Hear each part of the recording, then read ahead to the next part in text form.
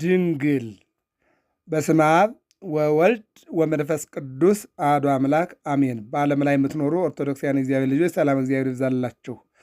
ጥር 11 ቀን ሐራ ድንግል ብላ ቅድስት ኦርቶዶክስ ቤተክርስቲያን ከቤተ ክርስቲያናችን ቅዱሳን ወይም ጻድቃን መካከል አንዱን ይልቁንም በኢትዮጵያ በገድላቸው፣ በተአምራታቸው፣ በጸበላቸው፣ በአድኖታቸው ከሚታወቁ በቅዱሳን ውስጥ አንዱ ናቸው። ሐራ ድንግል።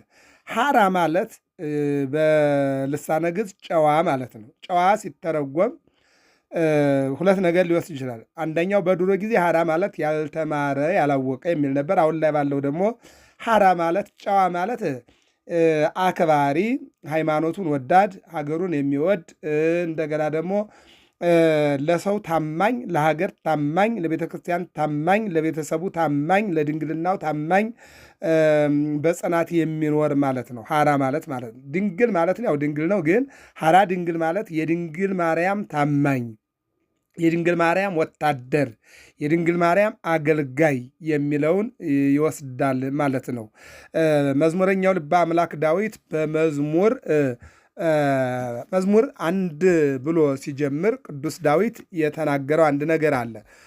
ብፁዕ ፍካሬ ዘጻርቃን ወዘኃጥአን፣ ብፁዕ ብእሲ ዘይሖረ በምክረ ረሲያን ወዘይቆመ ውስተ መንበረ መስተጻልቃን ዘዳይሙ እግዚአብሔር ስምረቱ ወዘጎ ያነብ መዓልተ ወሌሊተ ወይከውን ከመ ዕፅ እንተ ትክል ሀበ ሙሃ ዘማይ እንተ ትወፍር ፍሬሃ በጊዜሃ ወቆጽላን ይትነገፍ እያለ ቅዱስ ዳዊት በተናገረው ድርሰቱ ላይ እንደዚህ ይለናል። ምስጉን ነው አለ፣ በክፎች ምክር ያልሄደ፣ በኃጢአተኞችም መንገድ ያልቆመ፣ በዋዘኞችም ወንበር ያልተቀመጠ፣ ነገር ግን በእግዚአብሔር ሕግ ደስ ይለዋል፣ ሕጉንም በቀንና በሌሊት ያስባል። እርሱም በውሃ ፈሳሾች ዳር እንደተተከለች ፍሬዋን በየጊዜዋ እንደምትሰጥ ቅጠሏም እንደማይረግፍ ዛፍ ይሆናል፣ የሚሰራውም ሁሉ ይከናወንለታል ይላል። ጨዋ ማለት በቤተክርስቲያኗ ቋንቋ ይህ ሁሉ የሚከናወንለት ማለት ነው ሲታይ። ሐራ ድንግል ማለት የድንግል ታማኝ ወታደር አገልጋይ ማለት ነው። አባቱ ዮሐንስ ቀሲስ ዘሬማ፣ እናቱ ወለተ ጊዮርጊስ ይባላሉ። ሀገሩም ኢትዮጵያ ሲሆን የትውልድ ስፍራው በጥንቱ አጠራር በጌምድር ደብረ ታቦር አውራጃ ሲሆን አሁን በምዕራብ ጎጃም ዞን ባህር ዳር ዙሪያ ወረዳ ላጉና ቀበሌ ነው። በ1534 ዓ ም ጥቅምት 19 ቀን ተወለደ ይልና በስርዓትና በእንክብካቤ ካደገ በኋላ ወደ መምህር ሄዶ ቅዱሳት መጻሕፍትን በሚገባ ተማረ። በጥበብ በሞገስ በማስተዋል አደገ። የትምህርት ደረጃው ሲደርስ ወደ ትምህርት ቤት ሄደ። ትምህርቱንም እንዳጠናቀቀ በወቅቱ ከነበረው ጳጳስ ማዕረገ ዲቁና ተቀብሏል። ከዚያም በሬማ መድኃኔ ዓለም ቤተ ክርስቲያን ከአባቱ ጋር እያገለገለ ሲኖር እናት አባቱ ከዚህ ዓለም በሞት ተለዩ። አቡነ ሐራ ድንግልም በእግዚአብሔር ተጽናንቶ በጾም በጸሎት ተወስኖ ፈጣሪውን ሲያገለግል ከኖረ በኋላ 40 ዓመት ሲሞላው ከሬማ ቆሞስ ከአባ መዓዛ ድንግል ምንኩስናን ተቀበለ። ፍጹምም ልትሆን ብትወድ ሂድና ያለህን ሽጠህ ለድሆች ስጥ፣ መዝገብም በሰማያት ታገኛለህ፣ መጠህም ተከተለኝ። ማቴዎስ 19:21 ጌታችን መድኃኒታችን ኢየሱስ ክርስቶስ የተናገረው ነው። ይልቁንም ወንጌሉን ቃሉን ሰምቶ ዓለምን በመናቅ ከአካባቢው ወጥቶ ወደ ምድረ ሸዋ በመሄድ ግራሪያ ከሚባል ገዳም ገብቶ በጾም በጸሎት ተወስኖ ተቀመጠ። ጾም ከእግዚአብሔር ጋር ለመገናኘትና ወደ እግዚአብሔር ለመቅረብ ነፍስን እንደ መላእክት እንድትኖር ለማድረግ የሚያስፈልግ ክብር ጾም ነው። ጾም የራቀው የሚቀርብበት፣ የረቀቀው የሚጎላበት፣ ጾም ጥያቄያችን መልስ የሚያገኝበት። ይልቁንም ሙሴ 40 ቀንና 40 ሌሊት ጾሞ ጽላትን አግኝቶ ይልቁንም ፊቱ ይበራ ነበረ። ጾም ለዕዝራ 46ቱ የብሉይ ኪዳን መጻሕፍት ቢሰወሩ ቢጠፉ እንዲያገኝ እግዚአብሔር የረዳው 40 ቀን 40 ሌሊት በመጾሙ በጾም 46ቱ ቅዱሳት መጻሕፍትን አግኝቶ ቅዱስ ዑራኤል ረድቶት ጽፎ ለእኛ አስቀምጧል ማለት ነው። ኤልያስ ወዳሰበው ተራራ ለመድረስ 40 ቀንና 40 ሌሊት ጾሞ ወደ አሰበው ተራራ ደርሷል። ሕዝቅኤል 40 ቀን 40 ሌሊት ቢጾም 600 ሙታን ተነስተውለት እግዚአብሔር ምን ሙታን ብቻ አይምሯቸው የሞተ ሕይወታቸው የተበላሸ ይልቁንም ደግሞ በጎ ፈቃዳቸው ይልቁንም ደግሞ እነሆ ተስፋና ስራ የጨለመባቸው ሙታነ ልቡናን ትንሣኤ እንዲያገኙ ያደረገበት ትልቅ ምስጢር ነው ማለት ነው። ጌታም 40 ቀንና 40 ሌሊት በማቴዎስ 4 በሉቃስ 4 ላይ ጾሞ ጸልዮ አጋንንትን ድል አድርጎ የሥራው መጀመሪያ ጾምን ነው ያደረገው ማለት ነው። ይህን ነው የሚነግረን በጾም ይላል።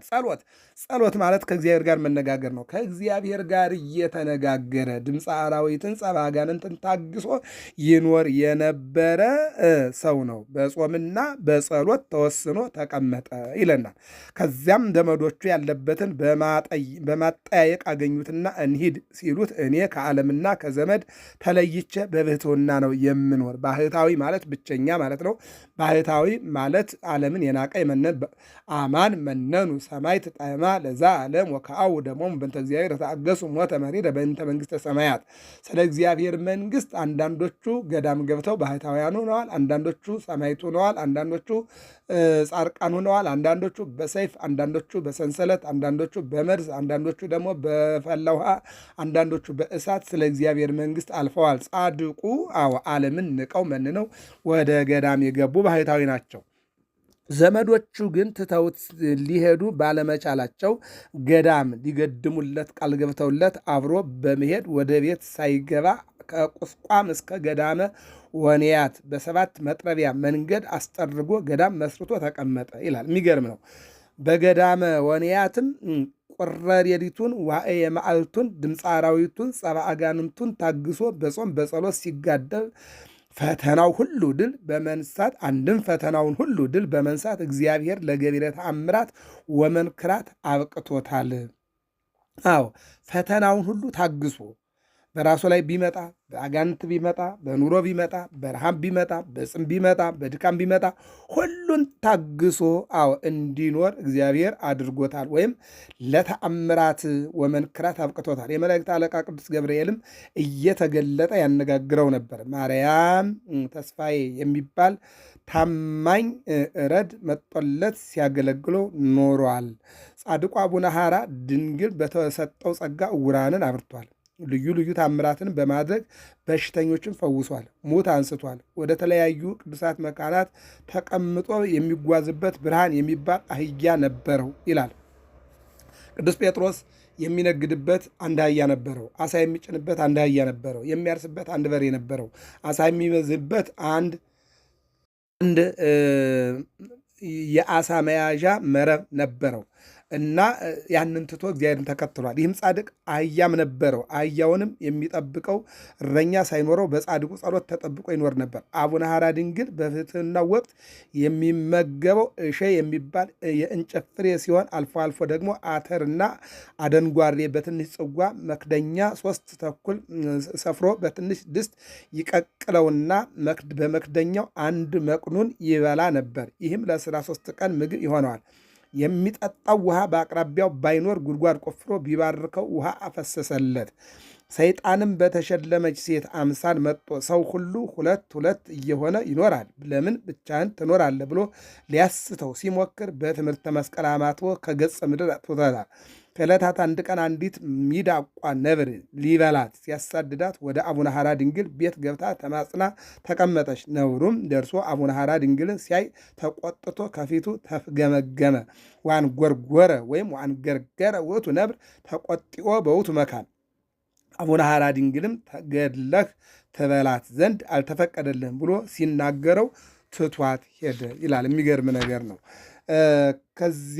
ከዜና ገድሉና ከቱርፋቱ የተነሳ ብዙ ቅዱሳን ወደ እርሱ እየመጡ ነገራተ እግዚአብሔርን ይነጋገሩ ነበር። ከነዚህም አባ ጽጌ ድንግል ወለተ ጴጥሮስ ተጠቃሾች ናቸው። በመነነ በ14 ዓመቱ 2 ባህርይ የሚል የሮም ሃይማኖት በንጉሥ ሱስንዮስ ትእዛዝ በኢትዮጵያ ምድር ላይ ታወጀ። በዚህም ወቅት አቡነ ሐራ ድንግል በጸናች ተዋህዶ ሃይማኖት ጸንቶ ያስተምር ነበር። ንጉሥ ሱስንዮስም ዜናውን ሰምቶ ወታደሮቹን ልኮ ወደ ቤተ መንግሥት አስወሰደው። እሱም ከንጉሡ ፊት ቆሞ አንዱን አካል ከሁለት ከፈልከውን ብሎ መሰከረ። ይህም ጌታ በመዋዕለ ስብከቱ ስለዚህ በሰው ፊት ለሚመሰክርልኝ እኔ ደግሞ በሰማያዊ አባቴ ፊት እመሰክርለታለሁ፣ በሰው ፊትም የሚክደኝን ሁሉ እኔ ደግሞ በሰማያት ባለው በአባቴ ፊት እክደዋለሁ ብሎ ተናግሯል። ማቴዎስ 10:33 ላይ የተነገረውን አምላካዊ ቃል በንጉሡ ፊት ቀርቦ በተግባር ገለጸው። በንጉሡ ፊት ስለ ትክክለኛዋ የተዋሕዶ ሃይማኖት መሰከረ። አላዊ ሃይማኖት ሱስንዮስ በላዩ ላይ ያለውን ጸጋ እግዚአብሔር አይቶ ደነገጠና በፍርሃት ከፊቱ አስወጡልኝ፣ አንድም ከፊቴ አስወጡልኝ ብሎ በሰላም ወደ ገዳሙ ሰደደው። ከዚያች ዕለት ጀምሮ አቡነ ሐራ ድንግል የረከሰች የሌወን ሃይማኖት ባለችበት ዘመን ነፍሴን እንድትወስዳት እያለ ሲጸልይ ኖረ።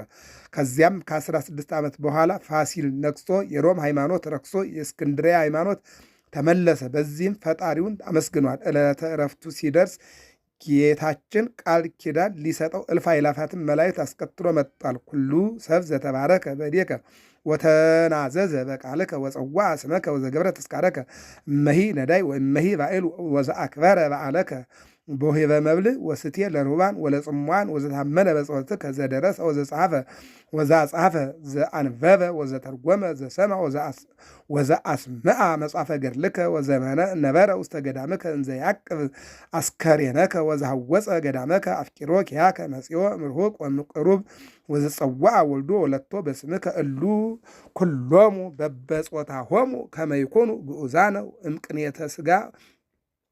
እምቅንየተ ሥጋ ወነፍስ መሐርኮ ለከ።